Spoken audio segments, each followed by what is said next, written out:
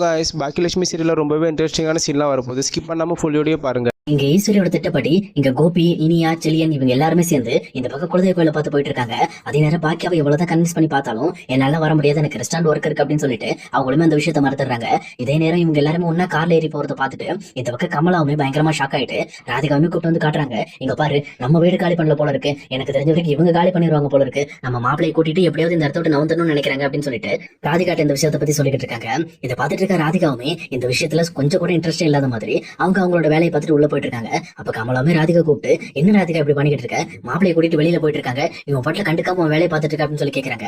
உடனே கமலாவை பார்த்த ராதிகாவுமே, இங்க பாருமா, என்னால மறுபடியும் உங்ககிட்ட இந்த விஷயத்த பேசிட்டு இருக்க முடியாது, இங்க பாரு மயூ ரொம்ப கஷ்டப்பட்டு இருக்கா, இந்த மாதிரி கோபி எங்க மேல கொஞ்சம் கூட அக்கறை இல்லாம அந்த குடும்பம் தான் வேணும்னு சொல்லிட்டு அவர் அங்க ஃபுல் இன்ட்ரெஸ்டடா இருக்காரு, நான் போய் அவரை என் குடும்பத்துக்கு வாங்கன்னு கையை பிடிச்சி இழுக்க முடியாது. அதே நேரத்துல நேற்று மயூ எந்த அளவுக்கு ஃபீல் பண்ண தெரியுமா, நைட்டு வந்து 2 to 3 o'clock வரைக்கும் அவ முழிச்சிருந்தா, அப்பா வருவாருன்னு சொல்லிட்டு. ஆனா கோபி ஒரு நிமிஷம் கூட மயூ பத்தி யோசிக்கவே இல்லை. இந்த மாதிரி மனசு இருக்கிற இடத்துல நான் இருக்கணுமா, சரி இந்த மாதிரி விஷயங்கள்லாம் எனக்கு கூட ஒன்னும் பிரச்சனை இல்லை, நான் எல்லாத்தையும் ஏத்துக்கிட்டு போயிருவேன். ஆனா அந்த குழந்தை மயூ அவ என்ன பண்ணுவா, அவ இந்த விஷயத்துல ரொம்பவே ஹர்ட் ஆயிட்டு இருக்கா, என்னால அவளை பார்க்க முடியல அப்படின்னு சொல்லி சொல்றாங்க.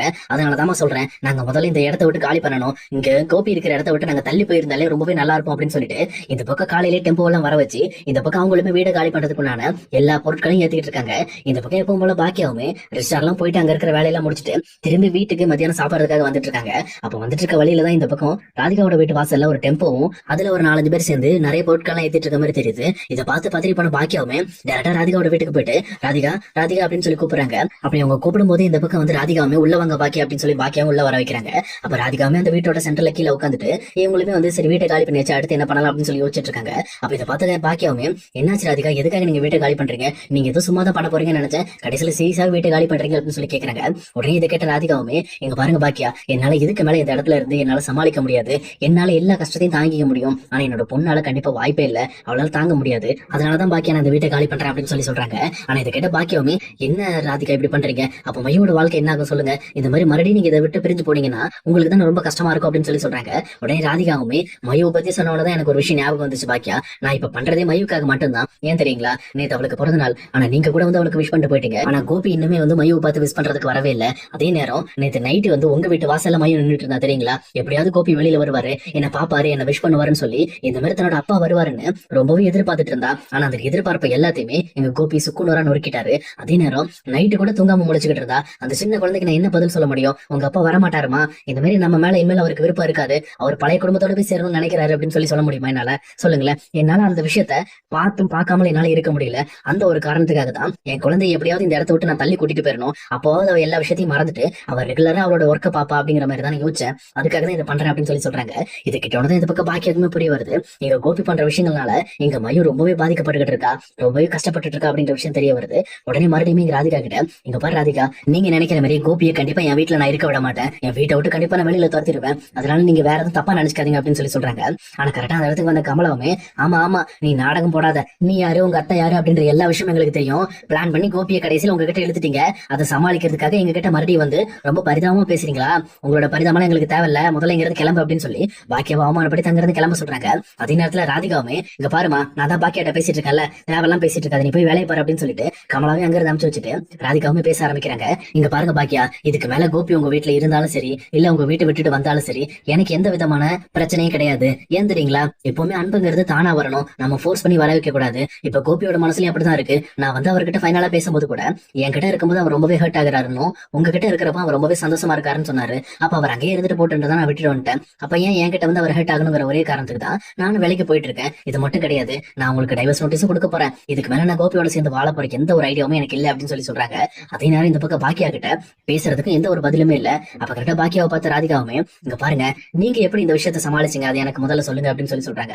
அப்ப பாக்கியமே ஒரு நிமிஷம் சிரிச்சிட்டு, அது ஒண்ணு இல்ல ராதிகா, முதல்ல என்னோட ஹஸ்பண்ட் என்னை விட்டு பிரிஞ்சதுக்கு அப்புறம் எல்லாமே எனக்கு ரொம்பவே நரக மாதிரி இருந்துச்சு, ரொம்பவே கஷ்டமா ஃபீல் பண்ணேன். பட் ஆனா அதுல இருந்து மீண்டு வர்றதுக்கு நம்மளால மட்டும் தான் முடியும் அப்படிங்கிற ஒரே நம்பிக்கையை வச்சுக்கிட்டு தான் என்னால என்னென்ன முடியுமோ அது எல்லாமே ட்ரை பண்ணேன். உண்மை சொல்ல போனா இப்ப நான் இந்த நிலைமைக்கு இருக்கிறதுக்கான காரணம் வேற யாரும் கிடையாது, நானும் என்னோட தன்னம்பிக்கையும் தான். நீங்க கண்டிப்பா எந்த ஒரு நிலைமையிலயும் உங்களோட தன்னம்பிக்கையை விட்டுறக்கூடாது. உங்களால என்ன முடியும் அப்படின்னு சொல்லிட்டு நீங்க எப்பவுமே சர்ச் பண்ணிட்டே இருக்கணும். அதே நேரம் உங்களால முடிஞ்சதை நீங்க செஞ்சுக்கிட்டே இருக்கணும். நம்ம குழந்தைகளை நம்ம தான் பாத்துக்கணும் அப்படின்னு சொல்லிட்டு தான் இது எல்லாமே நான் பண்ணேன் அப்படின்னு சொல்றாங்க. இது கேட்ட ராதிகாவுமே நீங்க சொன்ன விஷயத்துல இருந்தா ஒண்ணு புரிய வந்துச்சு, நான் எடுத்திருக்க முடிவு சரி அப்படிங்கறத நீங்க தெளிவாவே சொல்லிட்டீங்க. கண்டிப்பா இந்த முடிவு என்ன மட்டும் சார்ந்ததுதான், நீங்க சொன்னதுக்காக நான் எடுக்கணும்னு இல்ல. அதனால எந்த ஒரு காரணத்திலயும் நீங்க ரொம்ப கில்ட்டா ஃபீல் பண்ணாதீங்க. கண்டிப்பா இதை நான் பாத்துக்கிறேன் அப்படின்னு சொல்லிட்டு பொருளெல்லாம் பேக் பண்ணி முடிச்சதுக்கு அப்புறம் அவங்களுமே அந்த பக்கம் கார்ல ஏறி இன்னொரு புது வீட்டுக்கு கிளம்புறாங்க. ஆனா அதே நேரம் இதெல்லாம் பாத்துட்டு இருக்கிற பாக்கியாக்குமே ரொம்பவே மனசு கஷ்டமா இருக்கு. இந்த மாதிரி கோபியால எவ்வளவு பேர் கஷ்டப்பட்டு இருக்காங்களோ தெரியலையே, இதுக்கெல்லாம் துணையா இருக்கிற நம்ம அத்தை என்ன பண்றதுன்னு தெரியல அப்படின்னு சொல்லி யோசிச்சுட்டு இருக்காங்க. அதே நேரத்துல இவங்களுமே வீட்டுல போயிட்டு ரொம்பவே டென்ஷனா யோசிச்சுட்டு இருக்கும்போது ஜெனியுமே இருந்துகிட்டு என்னாச்சு, என்ன பிரச்சனை, எதுக்காக ராதிகா வீட்டுக்கு போனீங்க அப்படின்னு சொல்லி கேக்குறாங்க. அப்ப இந்த பக்கம் பாக்கியாவுமே ராதிகா வீட்டை காலி பண்ணிட்டாங்க, இந்த மாதிரி கோபி கூட அவங்களுக்கு வாழ விருப்பம் இல்லையா, அதனால இனிமேல் அவங்க தள்ளி இருக்கலாம்னு முடிவு பண்ணிட்டாங்க அப்படின்னு சொல்லி சொல்றாங்க. உடனே இதை கேட்ட ஜெனியுமே எதுக்காக இப்படி பண்ணிட்டு இருக்காரு கோபி, உண்மையை சொல்ல போனா அவரை நம்பி ஒரு குடும்பம் இருக்கு, அந்த குடும்பத்தை இப்படி எதுக்கு அனாதையா விட்டுட்டு சம்மந்தமே இல்லாம அவங்க அம்மாக்காக இங்க வந்து இருக்கணும், அவர் பண்றதெல்லாம் பார்த்தா எனக்கு ரொம்ப டவுட்டா இருக்கு அப்படின்னு சொல்லி இந்த பக்கம் ஜெனியும் சொல்லிட்டு இருக்காங்க. அதுக்கேற்ற மாதிரி கரெக்டா இங்க பாக்கியாவோட வக்கீலுமே இங்க பாக்கியாவுக்கு கால் பண்றாங்க.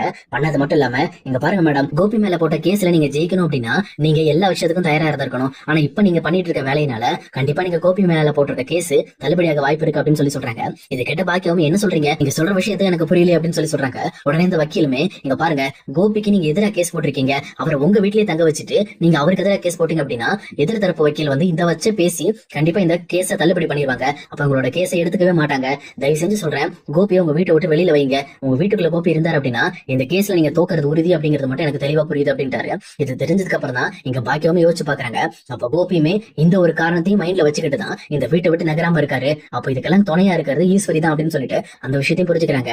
அதே நேரத்துல இன்னொரு பக்கம் இவங்க எல்லாருமே குலதெய்வம் எல்லாம் போயிட்டு ரொம்பவே சந்தோஷமா இங்க வீட்டுக்குள்ள வந்துட்டு இருக்காங்க. வீட்டுக்குள்ள வரும்போது அந்த வாசல்ல வச்சு பாக்கியா எல்லாத்தையும் நிறுத்துறாங்க. நிறுத்தினது மட்டும் இல்லாம இங்க பாருங்க, இங்க உள்ள வரும்போது கோபி இல்லாம யார் உள்ள வர விருப்பம் இருக்கோ அவங்க மட்டும் உள்ள வாங்க, வேற யாரும் வர தேவையில்ல அப்படின்னு சொல்லி அங்க அப்படியே எல்லாருமே ஸ்டாப் பண்றாங்க. அதே நேரத்துல இனியாவும் சொல்லியணும், என்னமா பண்ணிட்டு இருக்க, அப்பாவே இப்பதான் ரொம்ப டயர்டா வந்துட்டு இருக்காரு, அவர்கிட்ட போய் இப்படி பேசிட்டு இருக்க அப்படின்னு சொல்லி கேக்குறாங்க. உடனே ரொம்ப கோபத்தோட எங்க செலியனோட கணத்துல பலார்னு ஒரு அறையை விட்டு, எங்க பாரு இது என்னோட வீடு, இங்க நான் என்ன சொல்றேனோ அதுதான் சட்டம், சம்பந்தம் இல்லாம என்ன எதிர்த்து பேசுற வேலை வச்சுக்க கூடாது, நீ இந்த வீட்டுல இருக்கணும்னு நினைச்ச அப்படின்னா நான் சொல்றதை கேட்டுட்டு அமைதியா போ, உள்ள போ, இல்ல இருக்க முடியாது அப்படின்னு நினைச்சனா இப்பவே வெளியில போ, எந்த ஒரு பிரச்சனை எனக்கு கிடையாது அப்படின்னு சொல்லி சொல்றாங்க.